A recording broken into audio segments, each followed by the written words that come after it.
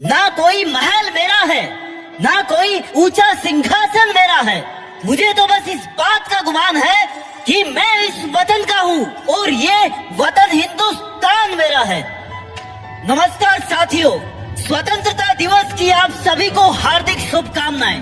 हम आज का दिन इतनी धूमधाम से इसलिए सेलिब्रेट कर रहे हैं क्योंकि ये वो दिन है जिसकी बदौलत देश के हर कोने में शान से तिरंगा लहरा रहा है। एक ऐसा दिन जो बुराई और गुलामी के खिलाफ तब तक लड़ना सिखाता है जब तक जीत नहीं जाते, हमें आजादी की कीमत का एहसास कराता है। 15 अगस्त ये सिर्फ एक तारीख नहीं है बल्कि हर हिंदुस्तानी के लिए गौरव का दिन है। कायरता पर साहस की जीत का प्रतीक है। ना पूछो हमसे कि हमारी क्या निशानी है, हमारी शान तो बस इतनी है कि हम उस मिट्टी के लाल हैं जिस मिट्टी की ये दुनिया दीवानी है।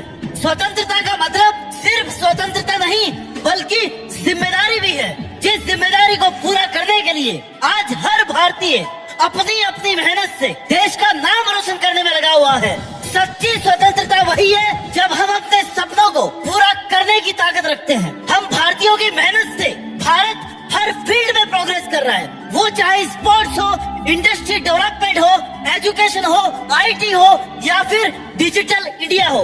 भारत हर क्षेत्र में विकासशील से विकसित राष्ट्र की तरफ लगातार बढ़ रहा है। सच्ची स्वतंत्रता का मतलब है कि अपने रास्ते खुद चुनना और अपनी मंजिल खुद तय करना। ना कभी थमे हैं हम और ना कभी थमेंगे। अपने हौसलों के दम पर इस तिरंगे का नाम ऊंचा करेंगे।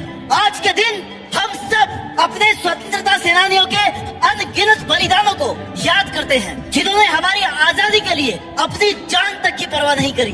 उनकी बहादुरी और निस्वार्थता ने हमारे लिए एक स्वतंत्र भारत में रहने का सपना पूरा किया, हमारा मार्ग प्रशस्त किया। आज हम खुद को किसी भी मंच पर खुलकर एक्सप्रेस कर देते हैं, बड़े सपने देख सकते हैं, सपनों को पूरा कर सकते हैं और एक बेहतर भविष्य का निर्माण कर सकते हैं। जब भी चर्चा होगी बलिदान की, नाम हमारे शूरवीरों का होगा।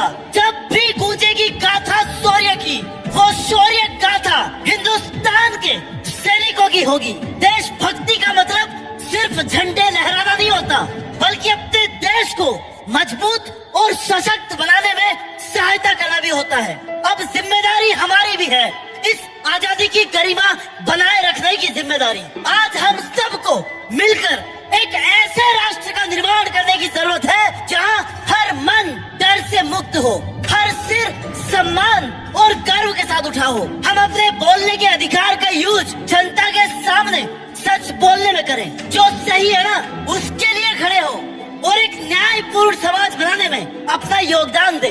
पंडित जवाहरलाल नेहरू ने कहा था कि भारत की सेवा का मतलब उन लाखों लोगों की सेवा करना है जो पीड़ित है, जिनको जरूरत है तुम्हारी मदद की और तुम कर सकते हो। हर एक इंसान दूसरे की हेल्प कर सकता है और देश से गरीबी और अज्ञानता को खत्म करने में अपना योगदान दे सकता है। सारे जहां से अच्छा हिंदुस्तान हमारा। आज हमारा भारत दुनिया में सबसे अच्छा देश है, लेकिन इसे उससे भी बेहतर बनाने के लिए हम सबको मिलकर ऐसे प्रयास करने चाहिए जिससे छोटे से छोटे और गरीब से गरीब इंसान को भी प्राउड फील हो कि वो भारत का नागरिक है। वो भी दिल से गा सके कि सारे जहां से अच्छा हिंदुस्तान हमारा। हमने एक नए लोकतंत्र से लेकर एक संपन्न देश बनने तक एक लंबा सफर तय किया है। कई साल डर और खौफ में बिताए हैं, कई साल गुलामी झेली है, कई माताओं ने अपने वीर पुत्रों की हंसते हंसते कुर्बानियां दी है। लेकिन अब भी इस स्वतंत्र भारत में बहुत कुछ करना बाकी है। हमें एक ऐसे भविष्य के लिए काम करने की जरूरत है जहां हर नागरिक को अच्छी शिक्षा, स्वास्थ्य सेवा और सक्सेसफुल होने के अवसर उपलब्ध हो। हमारी आजादी की प्राप्ति तो केवल एक शुरुआत थी। हमें अपने देश को एक ऐसा स्थान बनाना है जहां हर व्यक्ति को सम्मान और स्वतंत्रता मिल सके।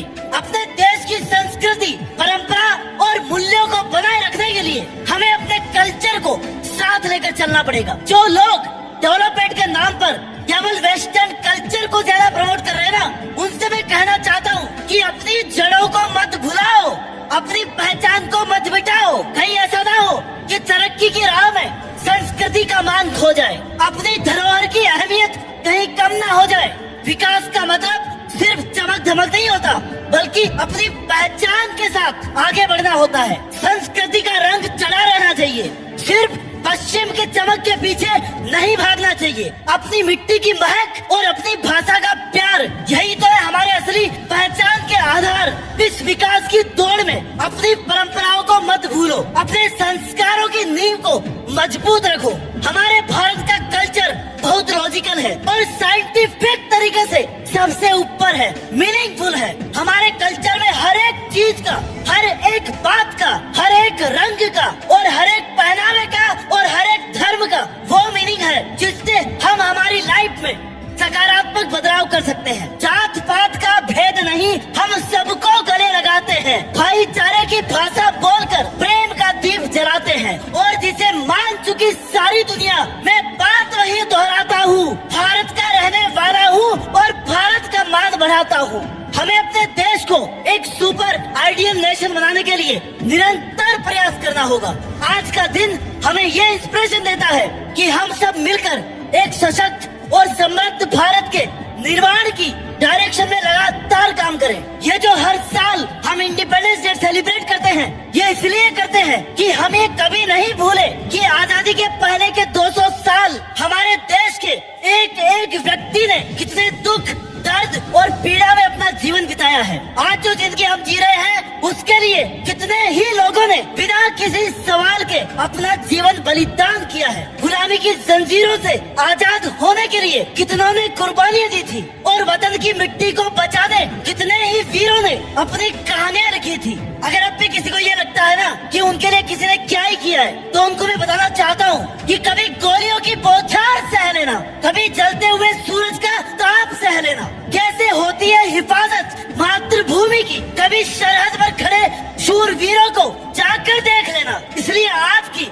नौजवान पीढ़ी को इस भारत देश के लिए पूरे जी जान से मेहनत करनी चाहिए, क्योंकि वो मेहनत करने के लायक है, काबिल है।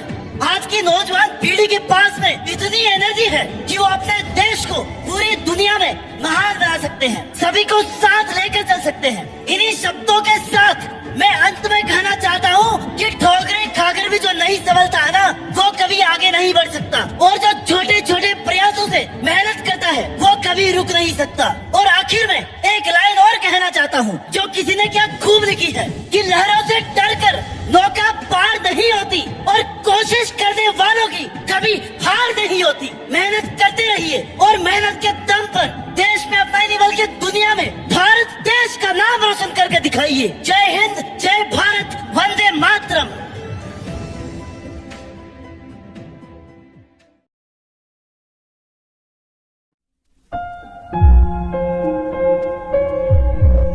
जीत फिक्स।